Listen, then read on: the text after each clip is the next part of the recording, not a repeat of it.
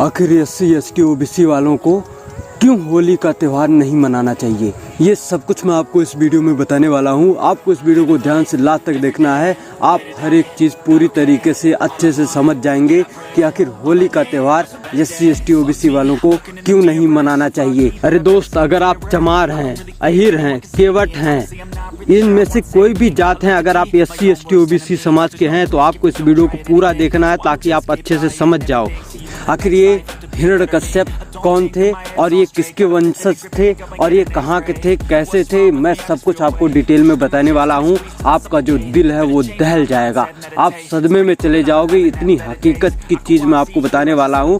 आप भी सोचोगे कि इस तरीके से आप लोगों को इतने सालों से गुमराह किया गया। अब आपको उस गुमराह से हट जाना है, निकल जाना है, ताकि आप सही तरीके से सही चीज़ को जान पाओ।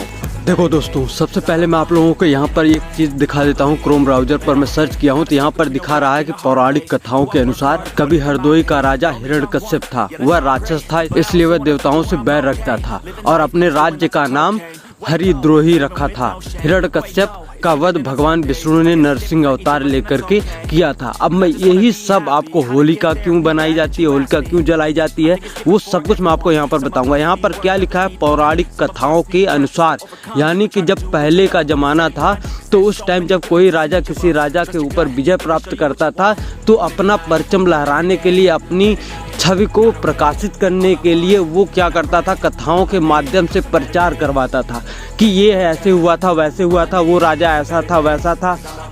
अपनी बढ़ाई बढ़ाने के लिए वो दूसरे को गलत बताता था। तो इस तरीके से लोग हिरण्यकश्यप को राक्षस समझने लगे। वो आपको भी पता है कि कश्यप समाज का था, मूल निवासी था, OBC समाज का था, आपके लोगों का समाज, आपके समाज का था। उन लोगों ने इसे मार दिया, मार करके उसे त्यौहार के रूप में मनाने लग गए और वही त्यौहार आप लोगों से भी मनवाने लग गए। आपके ही पूर्वज को मार करके आपसे ही पुजवाते हैं, आपसे ही उसी जो आपका शोक का दिन होना चाहिए उसी दिन को वो लोग खुशहाली से मनाते हैं और आपसे भी उसी चीज़ को खुशहाली से मनाने के लिए कहते हैं। आप इतना नादान है, आप कुछ भी नहीं समझते हैं कि ये सब कैसे हो रहा है, क्यों हो रहा है, आप जानने की कोशिश नहीं करते हैं। लेकिन यहाँ पर आपको तर्क करो चैनल पर आपको हर एक चीज़ हकीकत आपको यहाँ पर मिलेगी। तो आपको इस वीडियो को पूरा देखना है ताकि हर एक हकीकत की चीज़ आपको अच्छे से पता चल सके।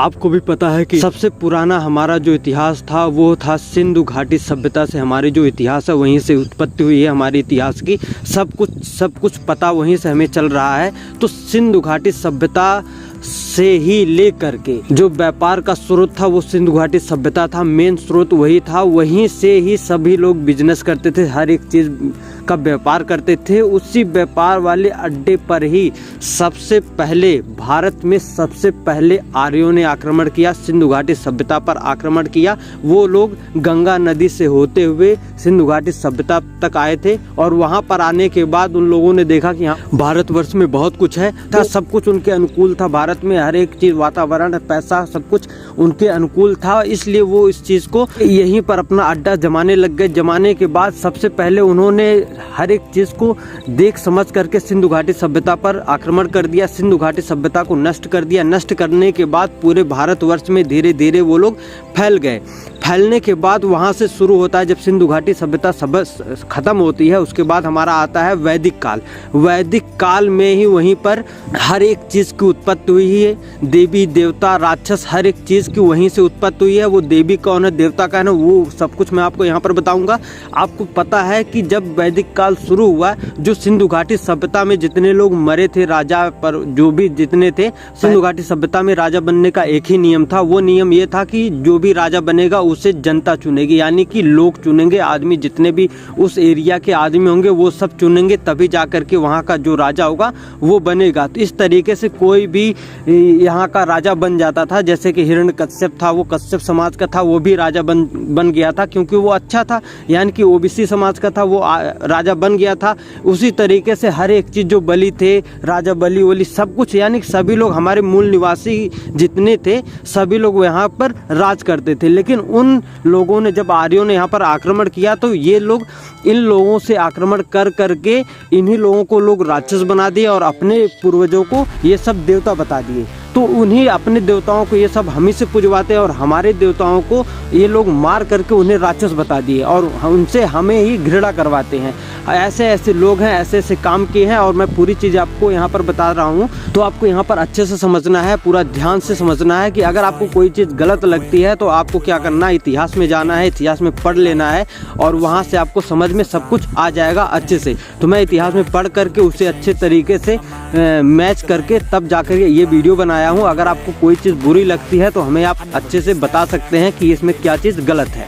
तो हम स्टार्ट करते हैं यहाँ से। जब ये सभ्यता जो हमारी सिंधु घाटी सभ्यता थी वो ख़त्म हुई तो यहाँ से जब लोग वहाँ से बीच में लोग फैलने लग गए। फैलने के बाद जब ये लोग हरदोई में आए, हरदोई का राजा कौन था, हिरण्यकश्यप। हिरण्यकश्यप ये सब हर जगह पता चल गया कि हाँ आर्यों ने आक्रमण किया है, ये लोग हमारे देश पर कब्जा कर रहे हैं। ये लोग कहते थे कि तुम हमारी जो है वो हमारी बातों को सुनो, हमारी चीज़ों को समझो, तब हम तुम्हें कुछ भी नहीं करेंगे। अगर आप हमारे हिसाब से काम करोगे तो आप राजा बने रह सकते हो, नहीं तो आपको राजा नहीं बनना है। तो ये सब उसके राजकाट पर अपना हक जताते थे, लेकिन वो हिरण्यकश्यप जो था वो इसका विरोध करता था। इसलिए उसने अपने राज का नाम रख दिया था हरिद्रोही। हरिद्रोही मतलब हरि का द्रोह करने वाले, यानी कि उसका विद्रोह करने वाले, उसको हरि को नहीं मानने वाले। तो हरदोई का नाम इसलिए हरिद्रोही रखा था। तो बाद में उसको संशोधन करके हरदोई रख दिया गया। जब हिरण्यकश्यप के राज पर जब आक्रमण किए आर्य लोगों ने तो ये बहुत ही बलशाली था। ये अपने हिसाब से अपने सब कुछ जो है सबकी रक्षा करता था, लेकिन इन लोगों ने रात में जा करके आक्रमण कर दिया। दारू शराब पी करके वो सब आर्य जो थे वो मदिरा पीते थे यानी शराब वराब पीते थे। ये सब ऐसे ही करते थे, हरामी थे सब। वो लोग जा करके रात में ही आक्रमण कर दिए उसके घर पर, और घर पर आक्रमण करने के बाद मारने लग गए थे। मारने के बाद उनकी बहन को, जो होलिका उनकी बहन थी हिरण्यकश्यप की, उसकी बहन को उन लोगों ने जिंदा जला डाला।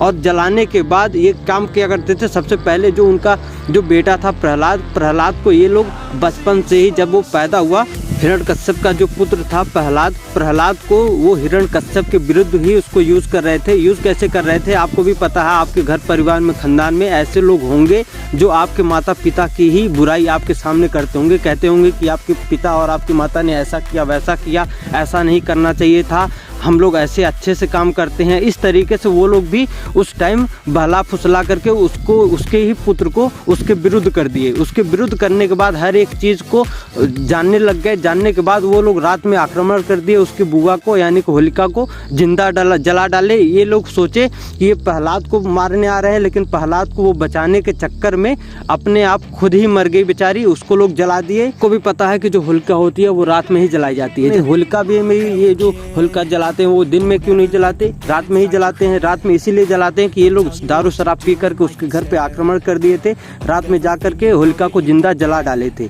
जिंदा जलाने के बाद जब वहाँ पर लोग शोक मना रहे थे, अगले दिन शोक मना रहे थे, तो उसी टाइम फिर से लोग आक्रमण कर दिए, दारू शराब पी करके आक्रमण कर दिए, छेड़छाड़ करने लग गए उसके राज्य में। छेड़छाड़ करते करते हिरण्यकश्यप को भी मार दिए। मारने के बाद उसी का इन लोगों ने विजय प्राप्त कर लिया। विजय प्राप्त करने के बाद ये लोग उसको होली के रूप में मनाने लग गए।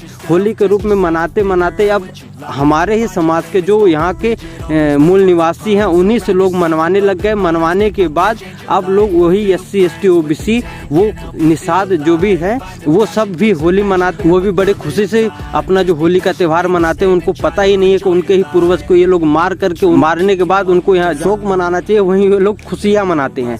तो ऐसे ऐसे नासमझ लोग हैं। आप भी समझिए हर एक चीज़ को, जितना इतिहास है आप अच्छे से पढ़िए, तब आपको हर एक चीज़ का पता चलेगा। आपको भी पता है कि त्यौहार का मतलब होता है तुम्हारा हार, यानी तुम्हारी ही हार है, उसी को तुम मना रहे हो। इस चीज़ को तुम समझो। जब समझोगे SC ST OBC वालों, तब जाकर के आपका विकास होगा, ऐसे नहीं हो पाएगा। तो दोस्तों अगर ये वीडियो आपको अच्छी लगी है तो आपको क्या करना है, सिंपल सा इस वीडियो को शेयर कर देना है, लाइक कर देना और कमेंट कर देना है। तो मिलते हैं नेक्स्ट वीडियो में।